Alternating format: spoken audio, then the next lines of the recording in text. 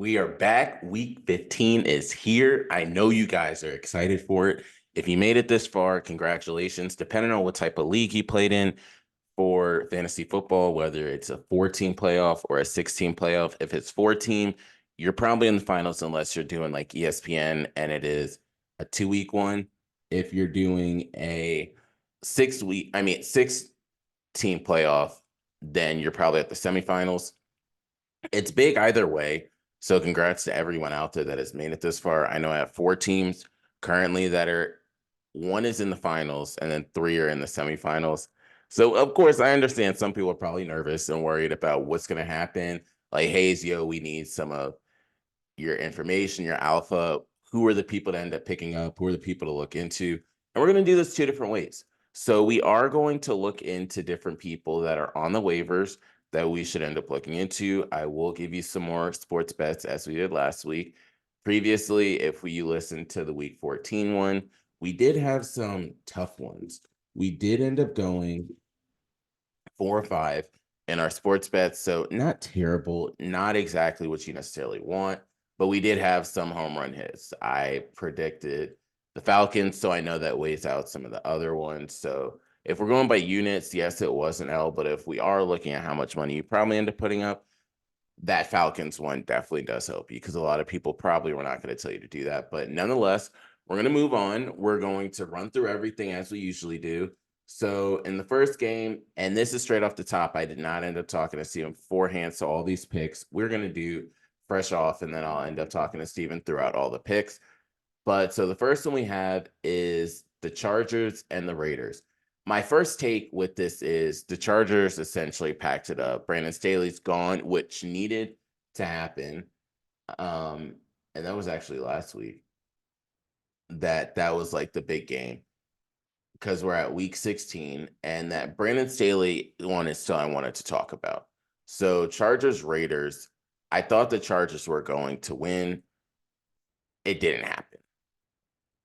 But they're gonna play this week, and they do play on Saturday. They play the Bills, which is an important game for the Bills. But kind of going into it, first game is super exciting. A lot of different players that we want to focus on. We have the Saints against the Rams. So for the Saints side, you are playing Chris Olave if he's in there, and you're also rolling out Alvin Kamara as well. Those are the main two. Of course, the random flyer that's been getting touchdowns here and there is Jimmy Graham, but I don't know how that's really happening. But that's kind of the important one you're focused on over there. On the Rams side, Matthew Stafford, Kyron Williams, Cooper Kupp, Puka Nacua, Demarcus Robinson is somebody I think a lot of people should look into as well. So all of them, you're rolling out all of them. It is plus minus 4.5 going toward the Ram side.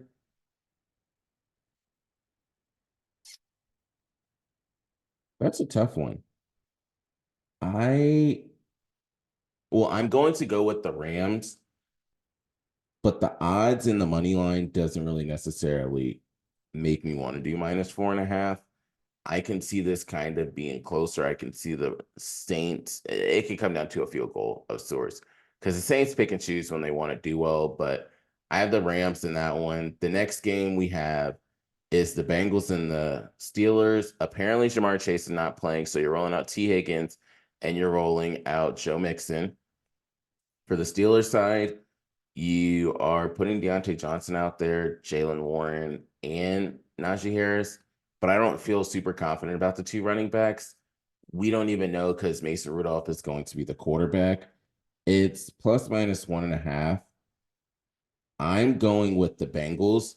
And then with this one, I'm also going to do so minus 1.5 is at minus 115 odds. So I'm going with the minus 1.5 for the Bengals. The next game we have is the Bills and the Chargers, as I alluded to earlier in the program. So I'm going with the Bills. That should be an easy one. The odds even show you plus minus 12.5. You're not really worried about the Chargers in this one. Bills, you're putting out Josh Allen. You're putting out James Cook, who went stupid last game. Stephon Diggs, Don Kincaid. is who you're putting on that side for the Chargers. You can throw against the Bills. So I would go with Keenan Allen can be out there, Austin Eckler can be out there, and that's all I'm really doing. It's questionable as to how the game's going to go, but again, plus minus 12.5. Personally, I'd probably do the plus 12.5 because you never know how these games end up going, but I wouldn't put anything on it. Next one we have is the Colts and the Falcons. For starters, I'm going with the Colts money line. That's kind of the easy one. Although my boy Taylor Heinicke is going to be playing, I'm still going with the Colts money line. Colts, whoever the running back is, you can put him out there. It doesn't really matter. Michael Pittman Jr., I hope he does not play. After what I saw last game, I really hope that man does not play. That's a tough one. I would go with the Colts defense. You can put the Colts defense out there as well. I'm not really trusting any wide receivers right now. I would just go with the Colts running back. For the Falcons side, it would only be Drake London and the tight ends because that running back situation, Bijan Robinson didn't even get any work. I also put this on. Arthur Smith might not even be there at the end of the season. So that's what I have there. Seahawks, Titans. That is okay. That's plus minus 2.5. I would go with the Seahawks 2.5. You can go with the Seahawks money line if you want to as well, but Seahawks minus 2.5. Seahawks, Jackson Smith and Jigba. You're putting out DK Metcalf and Ken Walker. For the Titans, only Derrick Henry. Going into the next one, the Lions and the Vikings. I'm going with the Lions in that one.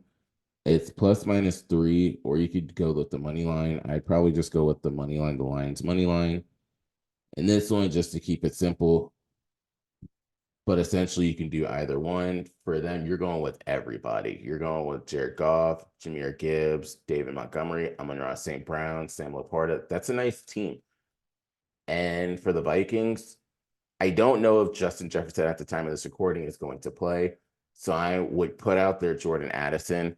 I think that that's one that you should focus on.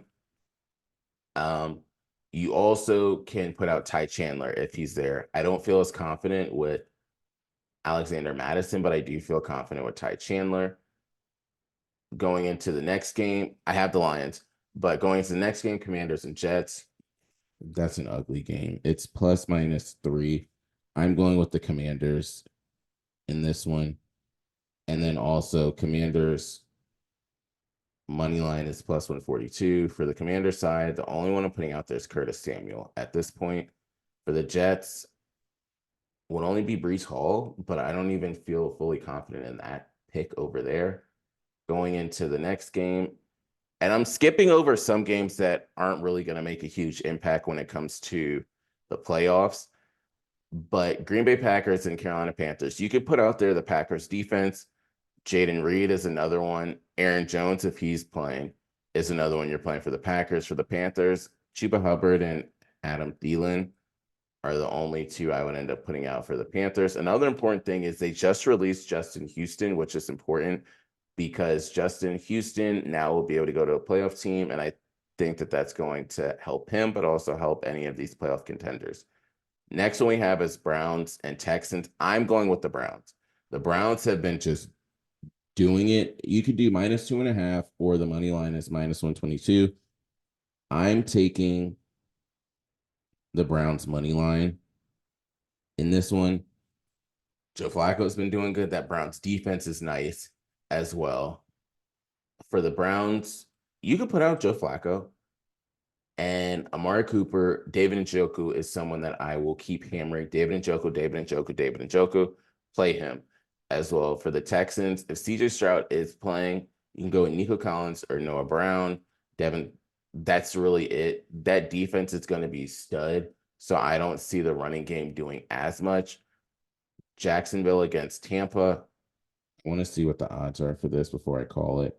So it's really at the even point. They're both minus 108. The Jags need this game, but the Bucks also need this game. I'm going with the Bucks in this one. I can see the Jags losing and the Texans losing, and then it brings the Colts to first place in the division with the Colts beating the Falcons. But the Bucks, I'm putting out Baker Mayfield. You could put him out there. I'm putting out Mike Evans, and I'm also putting out Chris Godwin. What happens is when you talk behind the scenes, like, all right, we're going to give you a chance to prove it. So also Chris Godwin and Rashad White. For the Jaguars, Travis Etienne and Calvin Ridley. Again, I'm going with the Bucks in that one. Cardinals, Bears. I'm going with the Bears in that one. Yeah.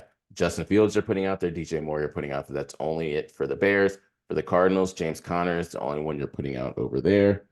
Going into the next game we have is the Cowboys and the Dolphins. What I personally would end up saying is you can go with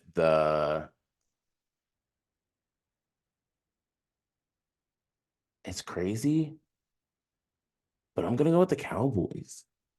I really am. I don't think the Cowboys are going to lose back-to-back games to two different AFC East teams.